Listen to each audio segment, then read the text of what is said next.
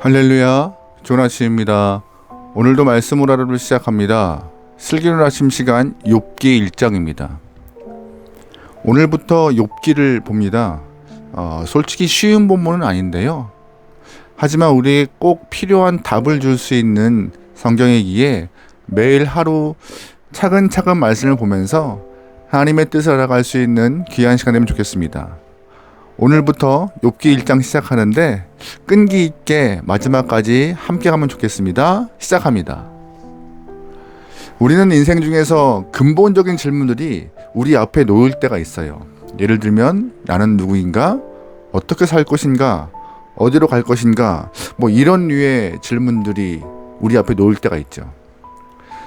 사실 이런 질문들이 인생의 방향을 결정하는데 큰 역할을 담당할 때가 많기 때문에 답을 잘 찾으면 성공적인 인생을 살 수 있는데 큰 도움을 줍니다.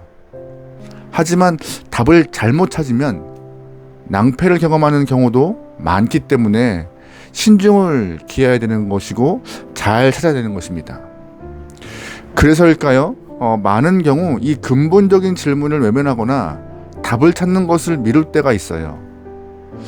근본적인 질문에 답을 미룬다면 이런 사람들의 인생은 여전히 미결 상태, 아직 답을 찾지 못하여서 방향성을 잃어버리고 방황하는 인생, 답이 없는 인생이 될 수밖에 없습니다.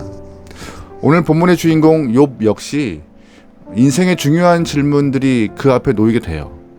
우선 욥은 그 질문들을 피하지 않고 질문과 잘 맞서서 답을 찾기 위해 애씁니다. 말할 수 없는 고난을 견디면서 답을 찾는데 감사한 것은 바른 답을 찾은 것이에요. 욥은 자신이 찾는 올바른 답 때문에 성공적인 인생을 살아갑니다. 욥은 과연 어떠한 질문 앞에 서 있을까요? 또한 그가 어떤 답을 찾았을까요? 우리는 중요한 질문과 씨름하고 있는 이 욥을 보면서 귀한 교훈을 얻는 하나님의 아름다운 시간 되면 좋겠습니다. 본문을 보면 욥은 졸지에 감당할 수 없는 고난을 당합니다. 우선 한순간에 가지고 있던 재물을 다 잃어버립니다. 스바 사람과 갈대아 사람들이 와서 다 뺏어가 버려요.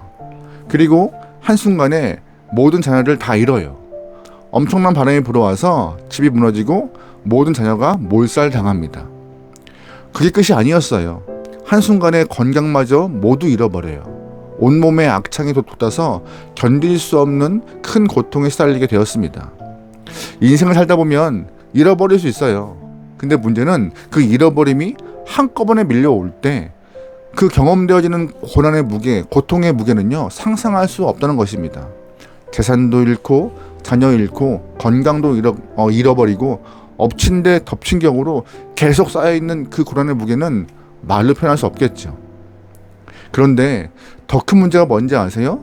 그 고난이 닥친 이유, 어려움이 힘듦이 닥친 이유를 알지 못하는 것입니다. 당사자인 욥도 고난의 이유를 알지 못했고 누구도 욥에게 고난의 이유가 무엇인지 제대로 알려준 사람이 없었습니다. 그래서 답답하고 더 고통스러웠을 거예요. 그렇다면 본문에서 욥은 고난 당할 만한 이유가 있는 사람이었을까요? 아니었습니다. 1절 말씀이에요. 우스 땅의 욥이라 불리는 사람이 있었는데 그 사람은 온전하고 정직하여 하나님을 경외하며 악에서 떠난 자더라. 아멘. 한마디로 욥은 의인이었습니다. 하나님과의 관계에서 문제가 없고 삶에서도 문제가 없는 사람이었어요. 게다가 하나님의 백성으로 모범적인 삶을 살고 있는 사람이었습니다.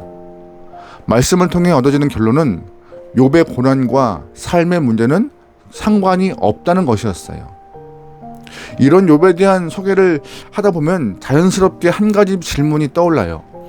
왜 의인인 욥에게 그토록 고통스럽고 처절한 고난이 찾아왔을까? 이런 질문을 하게 됩니다. 많은 그리스도인들이 신앙생활하면서 비슷한 문제를 스스로에게 던지곤 해요. 내가 그렇게 신실하게 살려고 몸부림치는데 왜 나에게 고난이 왔는가?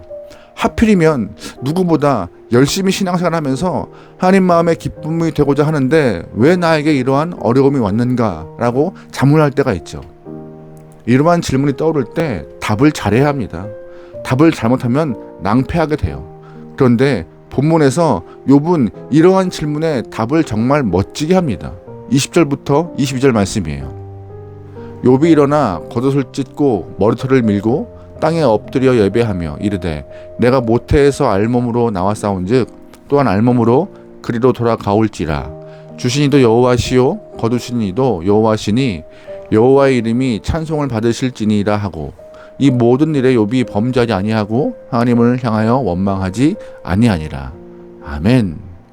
욥은 모든 것을 다 잃어버린 이후에 20절부터 22절까지 하나님께서 주신 것이니 하나님께서 거두어 가셨다라고 고백하며 마지막까지 찬송하는 모습, 찬미의 모습을 보이고 있어요.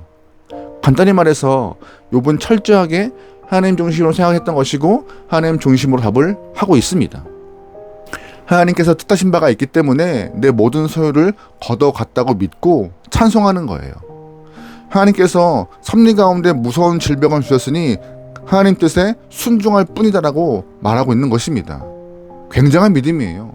이러한 욥의 믿음을 알고 있기 때문에 하나님도 하단마귀의 도발을 용납하였을 거라 생각합니다. 우리도 삶에서 예상할 수 없는 고난이, 감당할 수 없는 힘든 문제가 발생할 경우가 많습니다. 그런데 우리는 왜 욥과 같은 답을 얻지 못해요?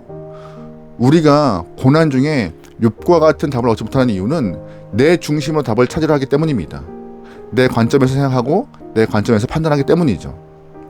고난을 허락하신 하나님의 뜻을 생각하기보다 고난 중에 겪는 내 고통만 생각하기 때문에 답을 잘못 찾고 있는 거예요.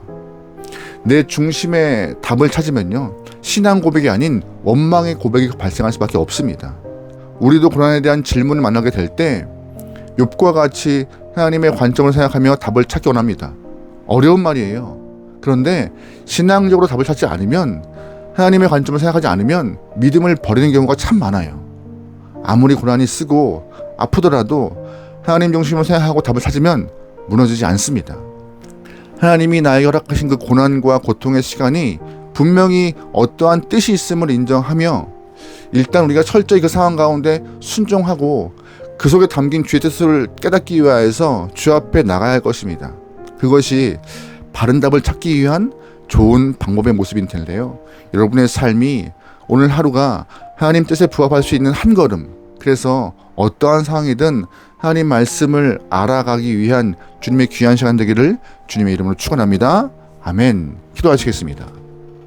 하나님, 광야와 같은 인생길을 걷는 우리에게 구름 기둥과 불 기둥으로 인도하실 믿습니다. 하지만 때로는 어려움도 있고 낭망함도 있고 힘듦도 존재하는 인생 가운데 다른 것 바라보지 않고 주님을 향한 마음을 갖고 올바른 해석할 수 있는 주님의 귀한 영혼들을 허락하소서. 말씀으로 무장하여서 귀한 답 찾기 원합니다. 은혜로 무장하여서 하나님이 뜻하신 바를 잘 알기 원합니다. 주님이시여 우리를 깨우치시고 우리와 동행하여 주시옵소서. 오늘 하루 여러 가지 일들을 경험할 것입니다. 그때마다 하나님의 마음을 품고 주의 뜻을 분별하여서 아름답게 살아갈 수 있는 귀한 영혼들에게 축복하여 주옵소서. 모든 걸 맡기오며 예수님의 이름으로 기도합니다. 아멘.